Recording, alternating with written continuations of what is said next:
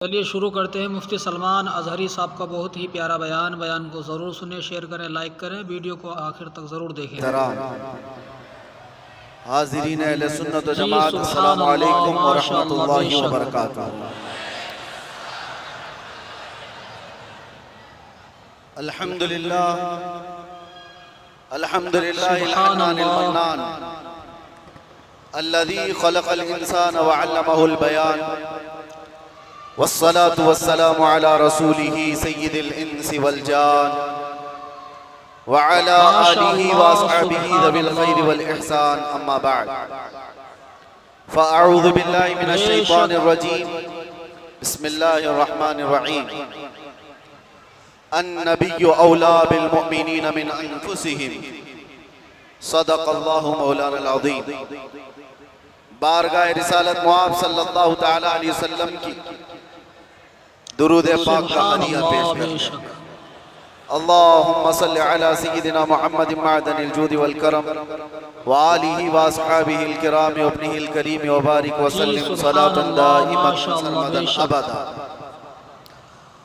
फिर के गली गली तबाह ठोकरें सबकी खाई क्यों, दिल को जो अक्ल दे खुदा तेरी गली से जाए क्यों।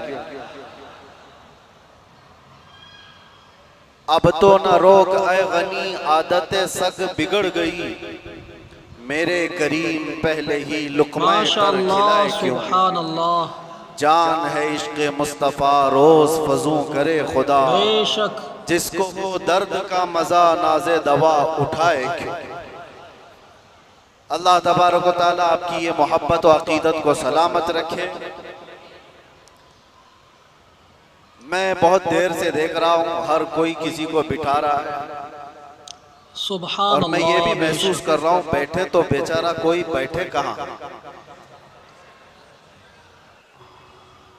जो जिस हालत में खड़ा है जैसे है सुभान अल्लाह, माशाअल्लाह, उसी अंदाज में खड़ा रहे। हजरत मौलाना इलियास काजी साहब मुझसे कह रहे थे आज यहाँ ऐसा लग रहा है कि जैसे शबे कदर है। मैं उनसे ये कहता हूँ हुजूर पाक सल्लल्लाहु अलैहि वसल्लम के नामूस की जहाँ बात हो हजारों शबे कदर से भी अभी शबे कदर मिली है मेरे मुस्तफ़ा की बरकत से। माशाअल्लाह, सारी बरकतें उस हस्ती पाक की हैं, आबरू मां ज़नाम मुस्तफ़ा। बेशक हम सब की इज्जत और आबरू उस नाम पाक से वाबस्ता है, और इसीलिए हम बार बार ये कहते हैं वो जो न थे तो कुछ न था, और वो जो न हो तो बस यही अकीदा भी है और यही जिंदगी भी है। वो जो न हो तो सुभान अल्लाह, कुछ ना हो। इसलिए मेरे अजीजों एक और बात जिसकी वजाहत भी कर दूं, लोग आज दो दो पोस्टर मेरे पास भेज कर कह रहे थे कि उधर भी है इधर भी है, कैसे प्रोग्राम।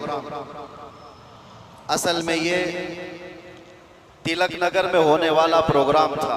सुभान अल्लाह, वहाँ के गयूर हजरात ने बड़ी मेहनतें की, मोहब्बतें उनकी भी अपनी जगह पर, लेकिन मेरे मुस्तफ़ा करीम सल्लल्लाहु अलैहि वसल्लम को जहाँ मंजूर हो, मेरे रब को जहाँ मंजूर हो, माशाअल्लाह, सुभान बात अल्लाह, वहीं की जाती है। शायद गुरदल्ली वालों का खिंचाव ज्यादा हो। बेशक वैसे तो यहाँ पर रेशम का काम करने वाले ज्यादा हैं। बनारसी हजरात को मैं अच्छी तरह से जानता हूँ, इश्क़ रसूल के मामले में वो इतने नरम रेशम भी नहीं है, रस्सियों से मजबूत है। सुभान अल्लाह, बेशक कुछ उनके मामलात की वजह से, जगह की किल्लत की वजह से, परमिशन के मामलात में इधर मूव हो गया। बहरहाल ये हालात के एतबार से माशाअल्लाह, बेशक इधर से उधर हो जाए, कहीं पर भी हो जाए, बात तो उस नबी पाक की जहां से भी की जाएगी गूंज कर रहेगी इंशाअल्लाह। सुभान अल्लाह। और मुझे पता है हम उस मुल्क में जी रहे हैं जहां अफगानिस्तान का तालिबान मेहमान बन सकता है, और हिंदुस्तान में जन्म लिया सलमान नहीं आ सकता। ये मुनाफिकत है और मैं खुलकर बोलता हूँ। वैसे मुझे बयान शुरू होने से पहले ही मस्जिद के आपके सदर साहब ने कान में कहा आपके ऊपर कोई पाबंदी यहाँ पर नहीं है, आप जो चाहे जितना चाहे बोल सकते हैं। लेकिन मैं सदर साहब से कहता हूँ, सुभान अल्लाह, पाबंदी लगा भी देते तो हम धज्जियां उड़ा के भी जाते, इसलिए कि पाबंदी हुजूर पाक सल्लल्लाहु अलैहि वसल्लम का नाम लेने के लिए कोई माँ ने आज तक जन्म नहीं लिया, किसी माँ ने आज तक ऐसा बेटा जन्म नहीं दिया जो हुजूर पाक सल्लल्लाहु ताला अलैहि वसल्लम के नाम पाक को इस रूए जमीन से खत्म करके दिखा सके। हमारा जुर्म क्या है, हमारा कसूर क्या है, हम बोलते क्या है? हम बात सिर्फ मेरे मुस्तफ़ा करीम सल्लल्लाहु अलैहि वसल्लम की करते हैं।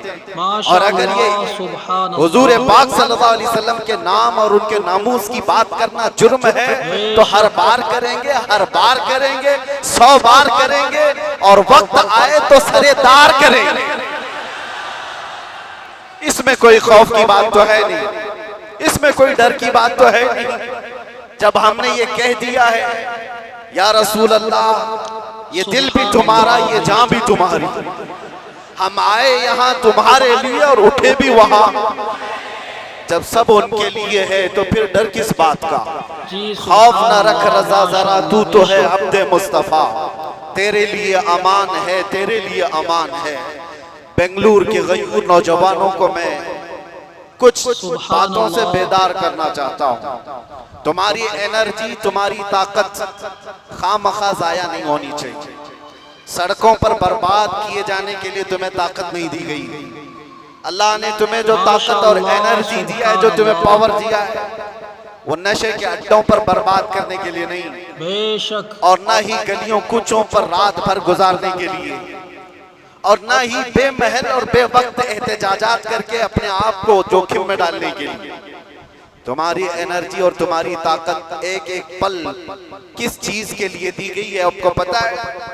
जिंदगी ये नहीं है किसी की किसी के, जिंदगी है नबी की नबी के लिए, और ना समझ मरते हैं जिंदगी के लिए, और जीना मरना है सब कुछ नबी के लिए। तुम्हारी जिंदगियां इतनी सस्ती नहीं है, तुम्हारी जिंदगियां इतनी हल्की नहीं है कि कोई चोर उचक्का हाँकता हुआ तुम्हें किसी भी तरह से लेकर चला जाए और अपने अपने मकासद का निशाना बनाए।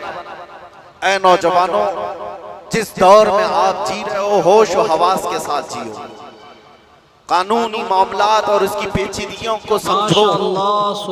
दुश्मन किस अंदाज से तुम्हें वार कर रहा है, इस चीज को महसूस करो। यकीनन मेरे आका सल्लल्लाहु ताला अलैहि वसल्लम की मोहब्बत और उनकी असमत एक ऐसी चीज है जिस पर मुसलमान कंप्रोमाइज नहीं करता, और ये दुश्मन को अच्छी तरह मालूम। हमें भड़काने के लिए, हमें आपे से बाहर करने के लिए, जानते हो वो कौन सी चीज का इस्तेमाल करते हैं? सिर्फ और सिर्फ मेरे नबी का नाम इस्तेमाल करते हैं। उनको पता है इसकी माँ की गाली से भी उतना नहीं भड़केगा, ये इसके बाप और इसके खानदान को कोसो तो भी नहीं भड़केगा, इसके घर को बिल्डोजर से तोड़ दो तो भी नहीं भड़कता। ये अगर बेकाबू होता है तो आमिना के लाल की इज्जत पर उंगली उठा दे। ये अच्छी तरह से दुश्मन को मालूम है, इसीलिए बार बार इस तार को छेड़ा जाता है।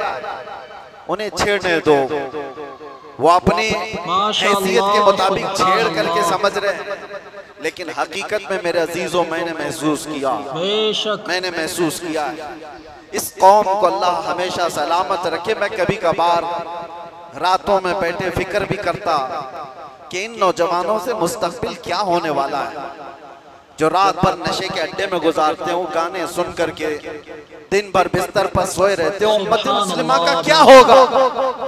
हम पहले बहुत जज्बाती तकरीरें कर चुके, माशरे की इस्लाह के लिए हर बुराई पर हम उंगली रख चुके, बहुत फिक्र अंदाज, काफी फिक्र होती थी। लेकिन मैंने देखा ये वो नौजवान जो नशा में मेरे साथ जेल की कैद काटे हुए नौजवानों को भी जानता हूं, जो हर तरह का नशा करके आए हुए थे, एडिक्ट थे, और कोई 10 साल से, कोई 15 साल से, कोई 20 साल से, और सारी कड़ियां जोड़ करके मैं आकर के देखता हूँ कौन है जो इन्हें नशा पर उभारता है, कौन इनकी गलियों में नशा बेचता है, कौन सप्लायर है, कौन उभारता है, कौन पहुंचाता है, कानून को भी मालूम है कहां बिक रहा है, कहां सप्लाई हो रहा है, सबको पता है। और खासकर तुम्हारे मोहल्ले क्यों टारगेट है, कभी सोचा? अल्लाह बेशक।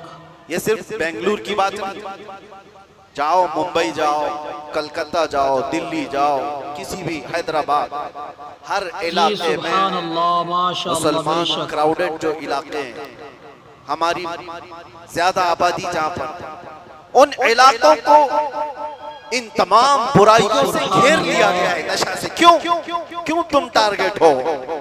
वजह यही है मेरे अजीज, इसलिए कि दुनिया को खौफ दूसरी कौमों से नहीं, मोहम्मद अरबी के गुलामों से इतना डर है कि इसीलिए ये खड़ा हो गया तो दूसरों की नींद हराम कर दे। पता है इसको इन तमाम खुराफात में मुलव्विस करके, नशा का आदी बना करके इसको सुला दो।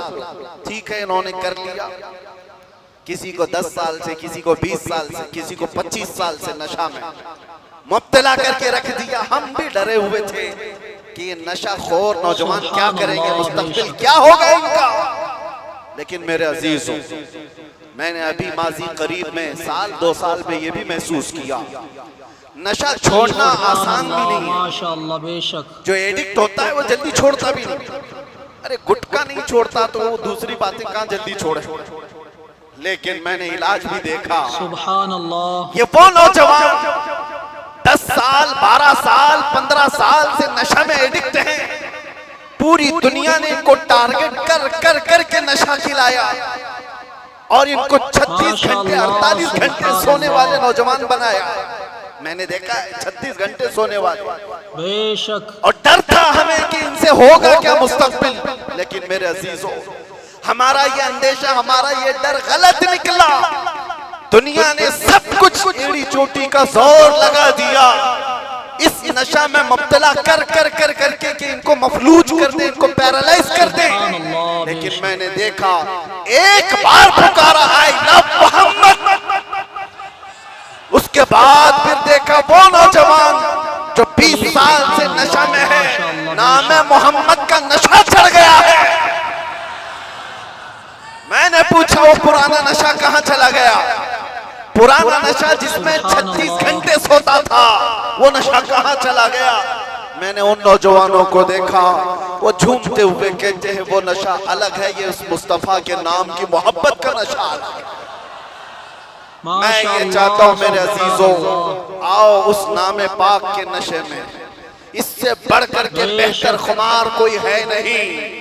इसीलिए जो उस मोहब्बत के नशे को पी लिया, तब फिर वो गुनगुना करके यूं कहा था, कुछ ऐसा कर दे मेरे किरदिगार आंखों में, हमेशा नक्श रहे रूये यार आंखों में। उन्हें न देखा तो किस काम की है ये आंखें, कि देखने की है सारी बहार आंखों में। आपको मैं उसी चीज की दावत देने के लिए आया हूँ। नौजवानों, ये धड़कता दिल किसी लैला को देने के लिए नहीं है, एक ही दिल है। उस लैला को क्या दें जो हर 4 दिन के बाद मजनू बदल दे? उस लैला को क्या दें जो पैसे देख करके बदल जाती हो, मनसब देख करके घर बदल लेती हो? हम उस दरबार में अपने आप को डाल दें जहां के मुतालिक ये कहा, जब तक बिके न थे तो कोई पूछता न था। या रसूल अल्लाह, तुमने खरीद कर, सिर्फ अनमोल नहीं, बात यहीं तक नहीं है, जिसको रसूलुल्लाह ने खरीदा वो अबू बकर था तो सिद्दीक बनाया है, उमर था तो फारूक बनाया है, उस्मान था तो जुन्नूरैन बनाया, अली था तो हैदर कर्रार बनाया, बिलाल था तो फखरे आसमान बनाया है, अब्दुल्ला इब्न मसऊद को फखरे फिक़ा बनाया है। जो आया जिस अंदाज से आया मेरे मुस्तफा ने उतना नवाजा है। आज के दौर में हम देख रहे हैं, मुझे दुनिया क्यों पूछती है, मुझे दुनिया क्यों देखना चाहती है? यहाँ का मजमा भी मैं जानता हूँ, ये सुनने कम देखने ज्यादा आया हुआ। सुनने के लिए तो यूट्यूब से सुन ही रहे, सारी तकरीरें पहुंच भी रहे और ऑनलाइन अभी भी चल रहा होगा, घर बैठ के देख सकते हैं। लेकिन ये उमड़ता हुआ मजमा जो देखने के लिए आया है, वो इसलिए कि मेरे अजीजों दुनिया को ये बता दें, दुनिया सेलिब्रिटीज को देखने के लिए कतार लगाती होगी, ये उम्मत ऐसी है मुस्तफा के कैदी को देखने के लिए उमर आती है।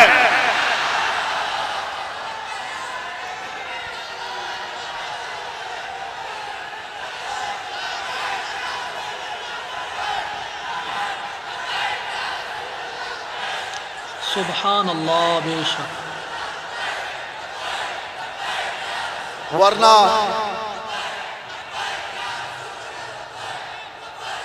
जी तवज्जो, माशाअल्लाह, बेशक। मेरे अजीजों, इस भरी दुनिया में हम जानते हैं जेल से छूटा हुआ आदमी मुंह छुपाकर घूमता है। लोग क्या बोलेंगे, जेल से आया है, ना हम जाने में मुंह छुपाए थे ना आने में मुंह छुपाए।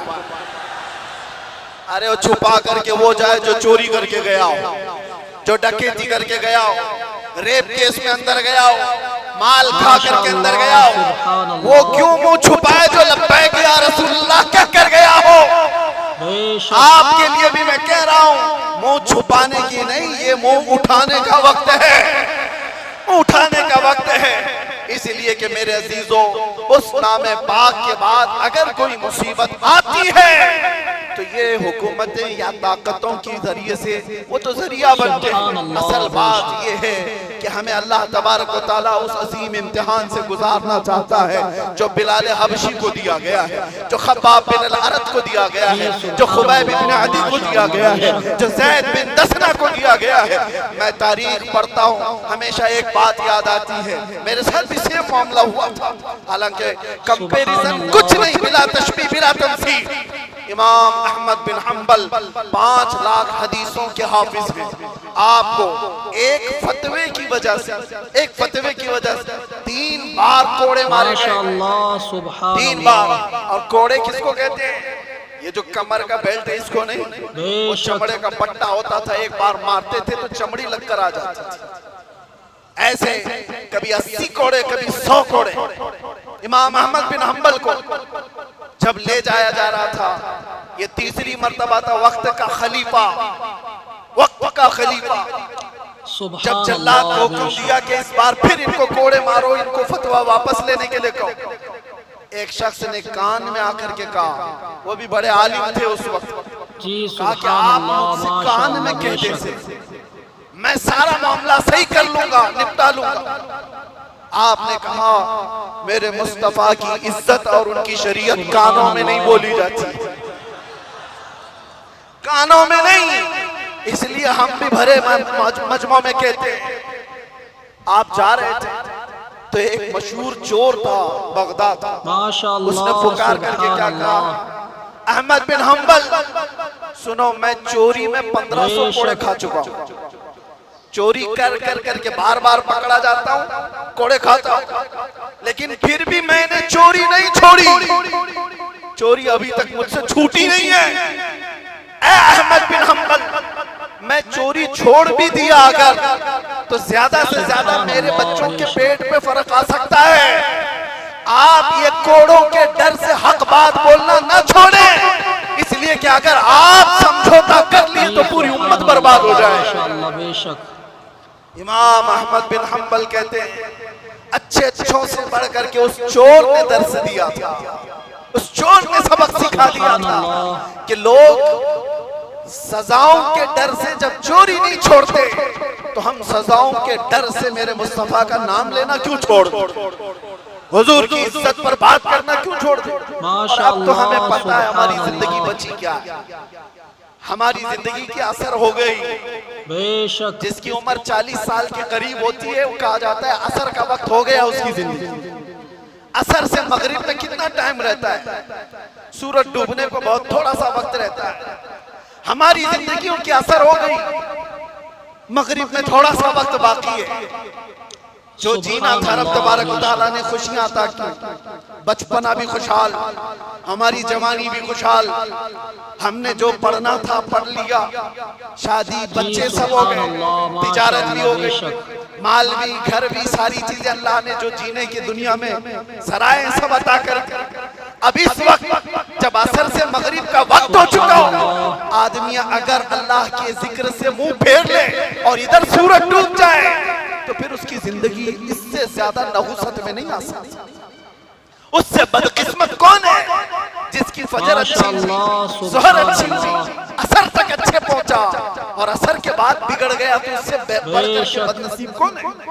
इसलिए मेरे अजीजों, अब तो हम कंप्रोमाइज नहीं करने वाले, अब तो हम समझौता नहीं करने वाले। अब जो होना है, जिसको हमारे मुहावरों में कहा जाता है, जब सर ओखली में रख दिया तो मुसल से क्या डर। आदमी को पता है। बहरहाल आपसे मेरा एक मैसेज है, आपसे मेरा एक पैगाम, ये और फितनों का दौर आता जाएगा और फितनों का दौर बढ़ता जाएगा। मेरे नबी पाक सल्लल्लाहु अलैहि वसल्लम ने फरमाया, मैं देख रहा हूँ फितने मेरी उम्मत पर इस अंदाज से आ रहे हैं जैसे बारिश के कतरे, बारिश के कतरे जिस तरह आ रहे हैं, इस तरह से फितने आएंगे। तस्बीह का दाना यानी तस्बीह उसकी गांठ अगर टूट जाए तो दाने किस तरह से बिखर जाते हैं। हुजूर पाक फरमाते हैं उम्मत में फितने इसी तरह से होंगे, एक दाना पकड़ने जाओगे दूसरा सरक जाएगा, दूसरा पकड़ने जाओगे तीसरा निकल जाएगा। तुम एक फितने से निकल करके आ रहे होगे, दूसरा सामने होगा और तुम ये कहोगे इससे बड़ा फितना तो मैंने देखा ही नहीं, जबकि उसके बाद फिर फितना आएगा। हुजूर फरमाते उसको देखकर फिर कहोगे तुम इससे बड़ा तो मैंने देखा ही नहीं। सुभान अल्लाह। इस दौर में हम जिंदगी गुजार रहे हैं, हर आने वाला दिन एक नया फितना लेकर के आएगा। इसी जमाने के मुतालिक मेरे मुस्तफा सल्लल्लाहु अलैहि वसल्लम ने फरमाया, तुम्हारा ईमान पर कायम रहना इतना मुश्किल हो जाएगा जितना हथेली में अंगारा लेकर खड़ा होना मुश्किल हो जाएगा। आग का अंगारा लेकर आदमी हथेली में खड़ा हो सकता है, इतना ही मुश्किल हो जाएगा। मैं देख रहा हूं उस दौर को, लोग हवाओं में ईमान बेच देते। आज जिसकी हवा देखा उसकी बोली बोलना शुरू कर दिया। इधर आंधी चल रही है उसके पीछे भाग गए। इसीलिए हुजूर पाक सल्लल्लाहु अलैहि वसल्लम ने यह भी फरमाया था कि ताकत की बोलबाला ऐसा होगा कि लोग उसी को सब कुछ समझ रहे होंगे।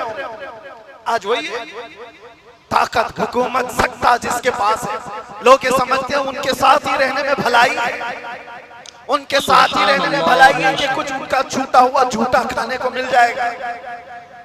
मेरे अजीजों, ये ईमान की अलामत नहीं।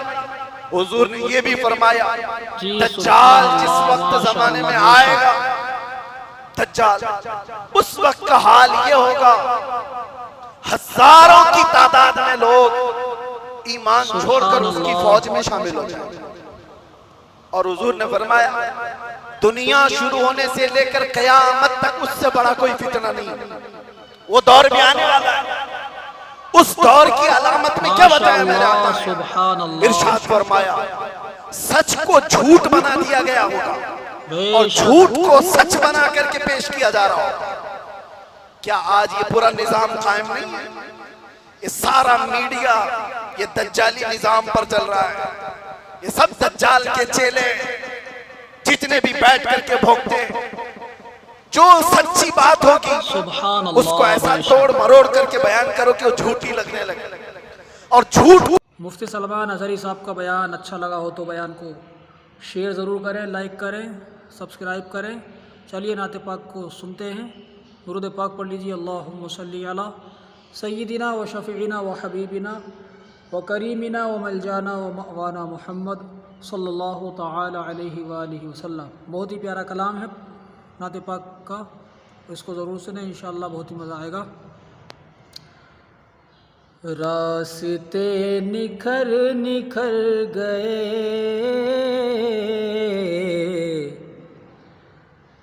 रास्ते निखर निखर गए, रास्ते निखर निखर गए, रास्ते निखर निखर गए,